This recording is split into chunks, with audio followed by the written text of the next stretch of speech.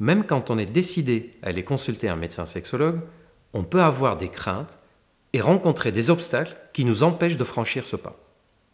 Ça peut même faussement donner l'impression qu'on n'est pas motivé ou qu'on n'a pas vraiment envie d'y aller.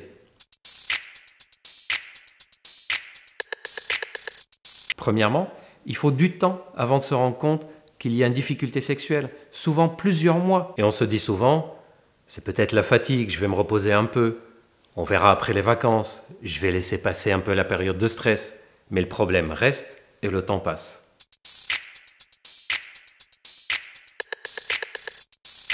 Souvent aussi, il y a des petites périodes où le problème s'améliore un peu. Et on se dit, ah, ça y est, ça a l'air de se remettre. Puis un peu plus tard, de nouveau le problème réapparaît et le temps passe encore. Et quand on se rend compte que le problème est bien installé, on se met à chercher de l'aide.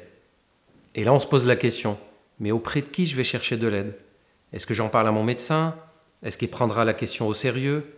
Peut-être qu'il faudrait que je voie un spécialiste, mais quel type de spécialiste? Viennent aussi des peurs psychologiques personnelles.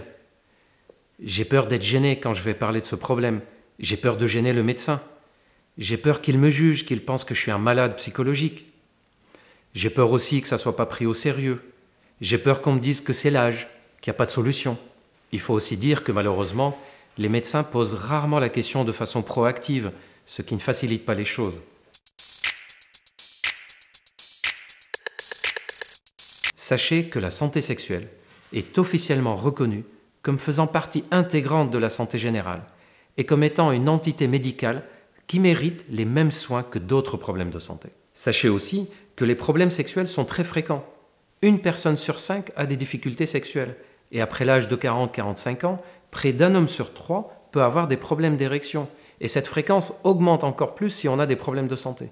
Les médecins sont de plus en plus formés à prendre en charge les problèmes sexuels. Certains même se sont spécialisés, comme les médecins sexologues. Il y a aussi des non-médecins spécialisés dans la sexologie, comme les psychologues, kinésithérapeutes, infirmières et autres. Vous pouvez consulter que votre problème existe depuis quelques mois ou depuis de nombreuses années. Vous pouvez consulter si le problème est léger ou sévère, que vous soyez seul ou en couple. Il n'y a aucune limite. Vous pouvez consulter, que ça soit simplement pour poser des questions, pour avoir des informations ou pour une problématique qui nécessite des soins. Ne vous tracassez pas avant la consultation à vous demander comment vous devez raconter votre problème ou comment vous allez l'aborder.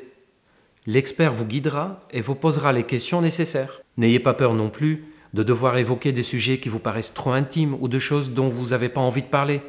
Seuls les points qui sont en relation avec votre problématique seront évoqués et seuls les points qui sont nécessaires pour l'améliorer. Soyez simple, utilisez des mots simples, l'expert le fera aussi.